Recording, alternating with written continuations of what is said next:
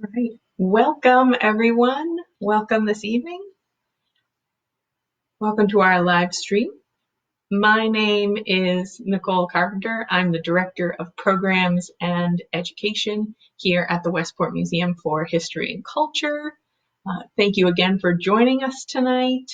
Um, this is our Tuesday Treasure Program. We hold this program once a week on Tuesdays. We hold them at 6 p.m. So join us next week for more highlights from our collection.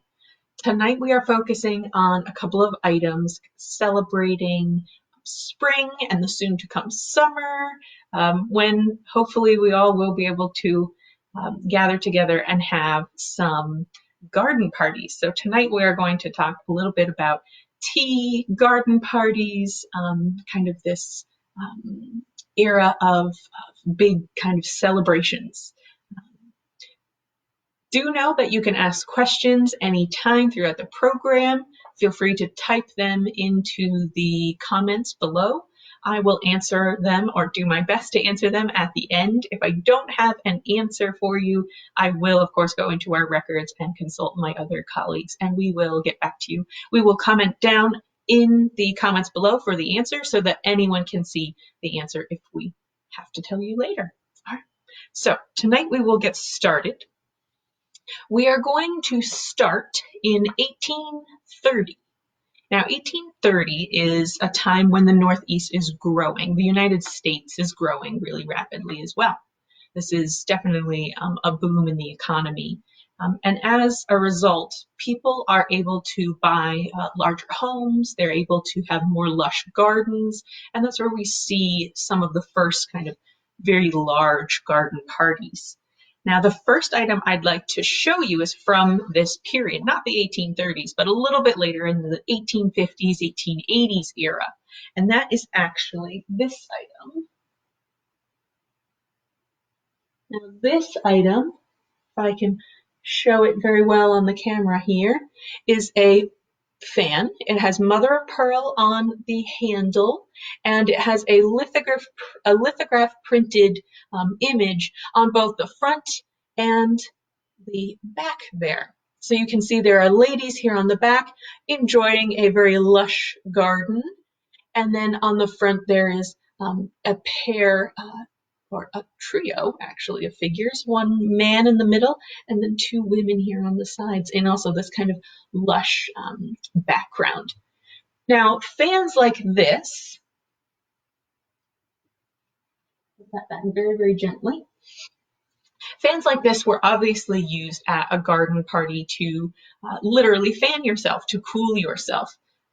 It was also a way to show the very fashionable accessories for the ladies of the day. And there is this idea of there being a secret language of fans. In 1827, so just prior to kind of this boom in the United States, this economic boom, there is a Parisian fan maker named Delaroy, and he comes up with a very clever way to market his fans. Now, fans had fallen a little bit out of favor by the 1800s. It was considered very, very wealthy to be able to afford one of these fans, and it had fallen out of favor. So Delaroy decided that he would print up a pamphlet, that he would advertise this secret language of fans and how ladies could use this secret language to communicate with their partner across the ballroom. They might be able to flirt or kind of be coy with their significant other or their hopeful significant other. One of these was to hold your fan against your left ear, and it would be a sign that you meant to say, I wish to be rid of you. And he prints this pamphlet. There are about 20 or so specific ways to hold your fan, to hold it against the body, or to hold it in a certain way. Now, this is debated on whether this secret language was actually used. Now, it wasn't very secret since it was distributed widely, so it was a bit of a problem to be able to communicate with someone secretly by fan since everyone knew. It can also lead to a little bit of misunderstanding if someone else across the room reads your message that you didn't intend for them to read. And then also it causes a bit of a problem when you actually want to use the fan for its intended use of cooling yourself in a crowded room. So it is debated whether this language was used or not. Now, fans were most definitely used to communicate in courting rituals. Being able to hide your smile behind a fan, being able to wave someone away with it. So it definitely was a tool of communication, but whether or not they used Delaroy's very specific language is debatable. But these fans are really, really beautifully made, and they were definitely something that were used by these very fancy, wealthy aristocracy kind of leveled women at these garden parties. Now, if we jump forward to around 1870, 1870 is what Mark Twain coined it as the Gilded Age. Again, this time of explosive growth in industry in the United States. We think of people such as Carnegie and Vanderbilt. We also think of these families that kind of grow to be empires. Now, with this huge growth in these families, they of course build these beautiful, beautiful homes. We think of the Newport mansions, and they're able to kind of sustain these large estates. And with these large estates, of course, come these large garden parties, these really, really large events with hundreds of people. And that's what most people think of when they think of a garden party, these really, really extravagant Gilded Age kind of parties. Now, one of these items that I'd like to show you, I'm not going to pick this item up because it is very, very fragile, but you can see our teapot on the back edge here. It is a ceramic teapot, or actually a coffee pot. It is a ceramic coffee pot with some gold detailing on it. Now, coffee was extremely popular in North America, even during this period. But we see, especially in Europe, tea being the favored beverage. Of course, the royal family still holds tea garden parties to this day, and it's still very considered a very British thing to like tea. Now, tea was originally drank in China. There's evidence of it being present in the 2nd century BC, so a very, very long history of tea in China. It, of course, migrates through Japan and the Middle East, and then it becomes really popular, really, really very widely distributed in Europe by the 17th century. We all know the history of tea with the Boston Tea Party, the War for Independence. We also know that the British specifically have a triangle trade in relation to tea, not specifically for tea, but for the sugar that sweetens their tea. Of course, we know the sugar comes from the Caribbean, and of course was involved with the slave trade as well, unfortunately. But it does pop up in these garden parties. It's very fashionable to drink tea, especially as we move much, much further on into the 1900s with the Gilded Age. Our teapot is from the 1880s, or sorry, again, our coffee pot is from the 1880s. And the way that you can tell it's a coffee pot versus a teapot is actually the height of the teapot itself. A teapot tends to be much rounder and shorter, whereas a coffee pot is typically taller and more slender. Our coffee pot, I want it to be tea. Our coffee pot is a little bit of a mixture of the two, and you don't see those design elements really, really come into play until around 1900. So this is just a bit beforehand, about 1880, but this is indeed a coffee pot. Another item that I wanted to show you were these beautiful shoes. Let me bring one a little bit closer to you. It is made of white leather, or kid, it is sometimes called. Um, it has pearlescent buttons all down the side with this kind of scalloped edging, and it also has this very short heel. It does not have a stiletto heel. A stiletto heel would not have been popular during the 1900s, but a very low heel like this, it was very easy to walk, at least relatively easy to walk. And also the width of the heel, it being wider like this, made it much easier to walk on soft surfaces like grass at a garden party.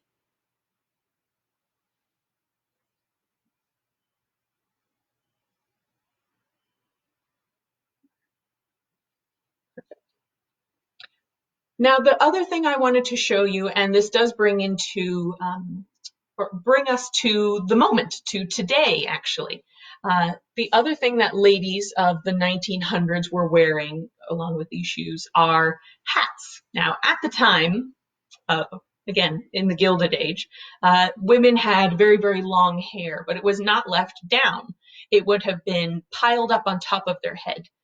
Think of the Gibson girl and that silhouette of this very, very voluminous hair, braided and put up on the head to create this very, very large hairstyle. Now, to go along with these hairstyles, let me grab my item. They were using these huge hats. Now, this is a Gainsborough or picture hat, and this would have been placed on top of the hair and would have been secured with hat pins or hairpins. Earlier in the 1900s, so around 1908 to about 1910 rather, these hats tended to be much taller, really, really tall with lots of feathers and lots of ornamentation. You can see our hat has some artificial flowers and lace as well as a black velvet trim. By 1913 to about 1915, the hats tend to look like this. They're much flatter. You can see that this is not a terribly tall hat. So they shift to be just as wide, just as many decorations, but not nearly as tall. So a much flatter style like this. This hat reminds us today, actually, of a hat that you may have seen in a popular film. If you've seen Titanic, you will have seen the character Rose boarding the ship, and she has a hat very, very similar to the one I just showed you. Now, again, this brings us to today. April 14th is the anniversary of the Titanic actually colliding with the iceberg in the North Atlantic. So please do, while you're enjoying our broadcast tonight, do remember the ship that went down and all of the people that were destined to board the ship, but also go down with the ship. I encourage you to go and research this event a bit more and remember this event today. Now, on to our last 3 items. We have 3 more. As we move forward just a bit, still in the Gilded Age, right around 1917, we're actually going to come much closer to home, right in Westport. 1917 is the year that Westporter Frederick E. Lewis throws a really grand garden party in Westport. Now, Mr. Lewis was a millionaire of the time. He was fairly shy, a little bit mysterious. He threw a huge party, actually as a fundraiser for World War I. The United States had just entered the war, and it was meant to bring all of his friends, other investors, some competitors in to raise some funds for the war effort.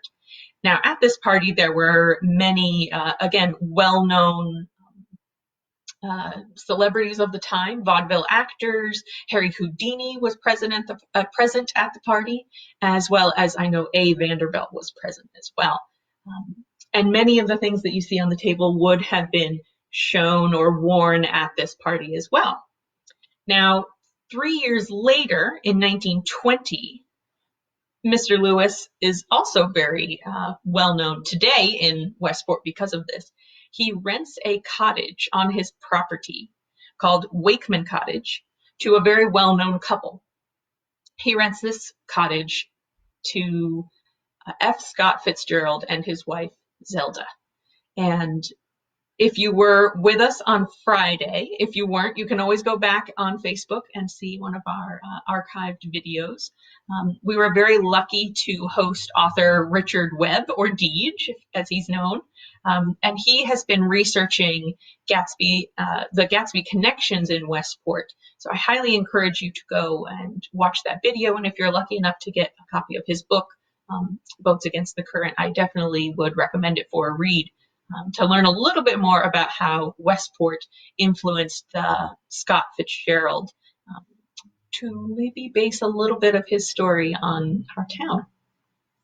Now, in the 1920s, if F. Scott and Zelda had been present at this party, and again, many notable people of the time would have been present at this 1917 party, they might have worn some of these things on the table. Now, the first is this hat. Now, this is a lady's cloche. It is made of pale pink cotton felt. And this is very, very reminiscent. I'm sure many of you associate this with a flapper. It's definitely something of that period. It has this beautiful kind of ribbon detailing.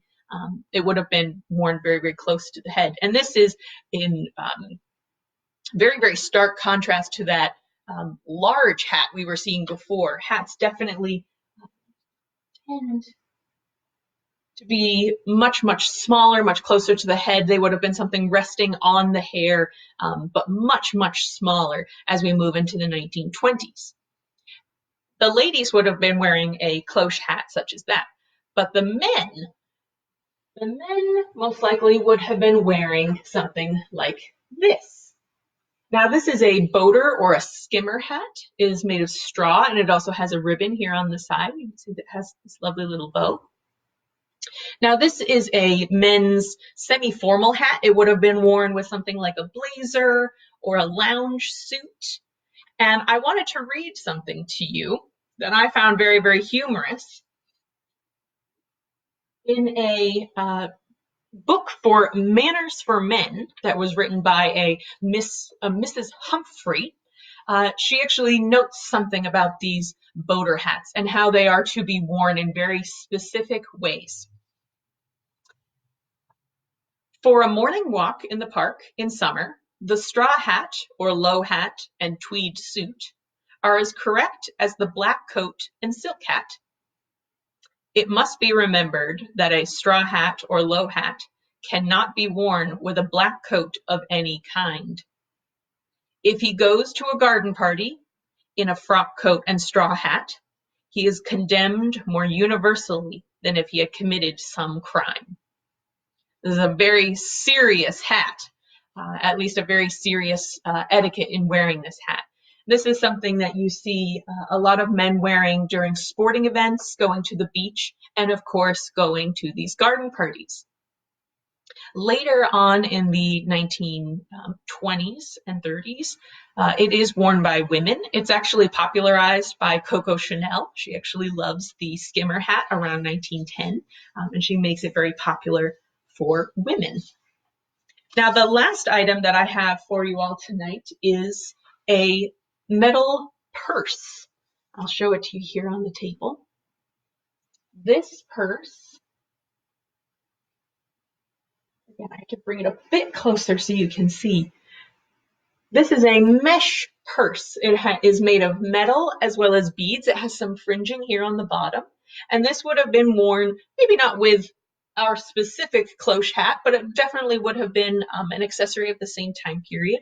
It, of course, has this lovely floral pattern within its beading. And you can see that its handle as well is made of a metal chain. And this was something very, very popular in the 1920s. Something very eye-catching, something that would have been worn by these ladies going to garden parties, but also just out on the town, going to a dance or something like that. These hats remain in popularity until right around World War II. when, of course, there are a lot of shortages in metal towards the war effort. So these purses fall out of favor around the 1940s. So those are our items that that I have hopefully shown to you very well. I hope you enjoyed hearing their stories. I do see that we have a couple of questions, so I will answer those. If you do have any other questions, please type them into the comments for this video, and I will try to answer them as well as I can. I see one question from Sarah, and she says, were fans used to hit men in jest? Like, oh, you scoundrel.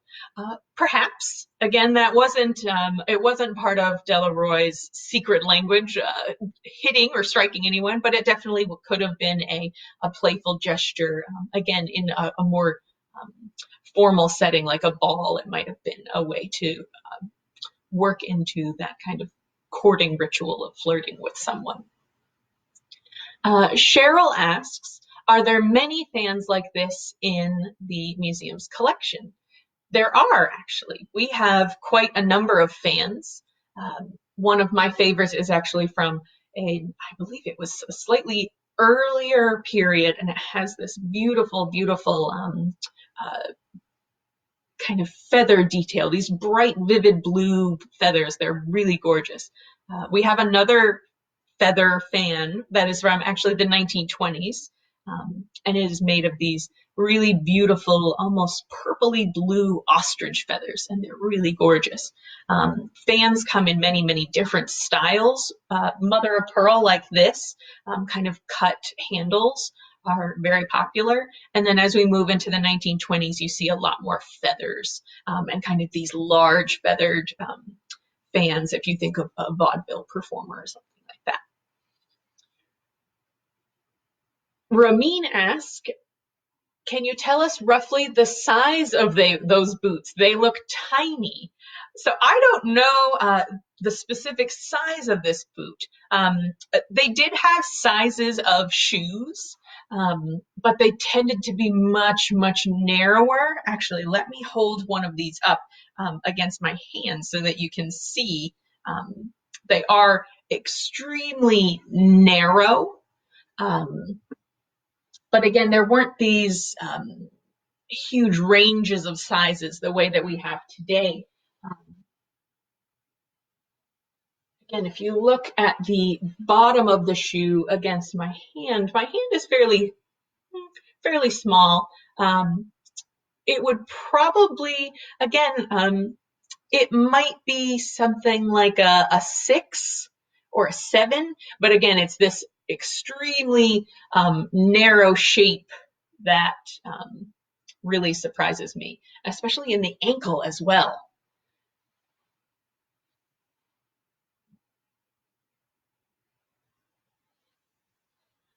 Sarah also asks, are those wedding shoes? They are not noted to be wedding shoes within our records. There were shoes that were specifically worn for weddings. They would be very similar to this in style. It's not until later in the 19th century, that white actually becomes the color of weddings. Queen Victoria actually popularizes the white wedding dress. These shoes are from around 1900, so it's possible that they could have been, but again, it takes quite some time for these fashions to catch on, especially in North America where these shoes are being worn. They could have been used for wedding shoes, but just because of their white color does not mean that they're necessarily wedding shoes.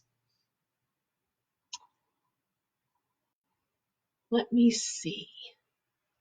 We do have some other comments here. Peyton says that she has a tea set that her mother used as a child and it looks just like ours. She does note that it has some broken pieces. I'm so sorry to hear that. She also says that she and her sister play tea with it and it was given to them by their grandmother. That's a great heirloom to have. You can always have these pieces restored or fixed, or you can just have these wonderful memories of it as well.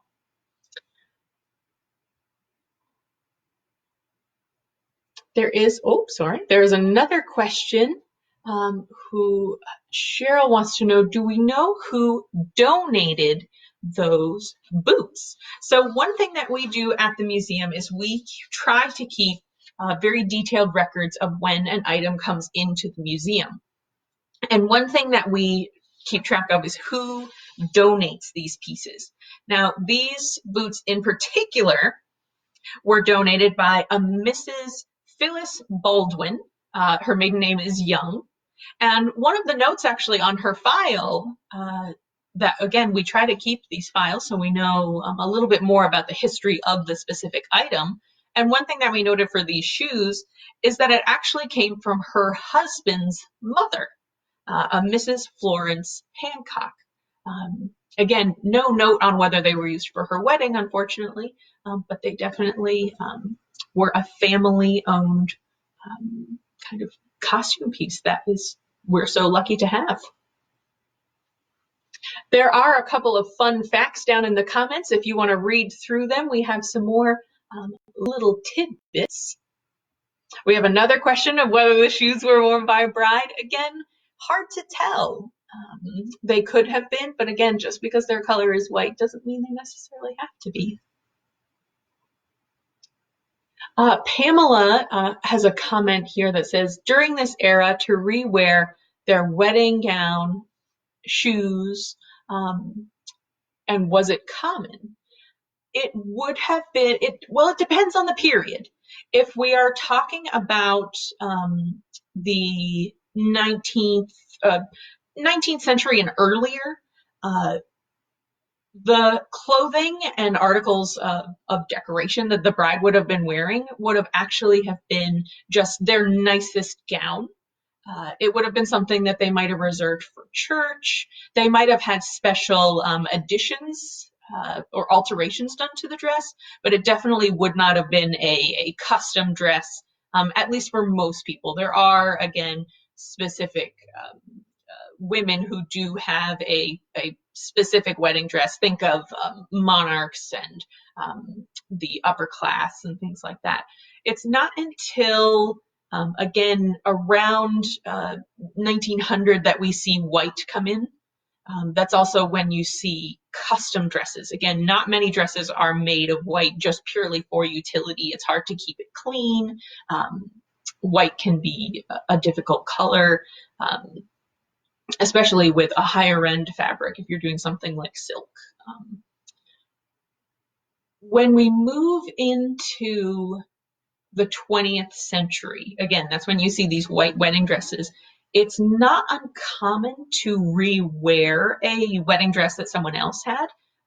Again, just like today, people will rework a dress, but a lot of women were, again, in the earlier half of the 20th century, they would have been rewearing.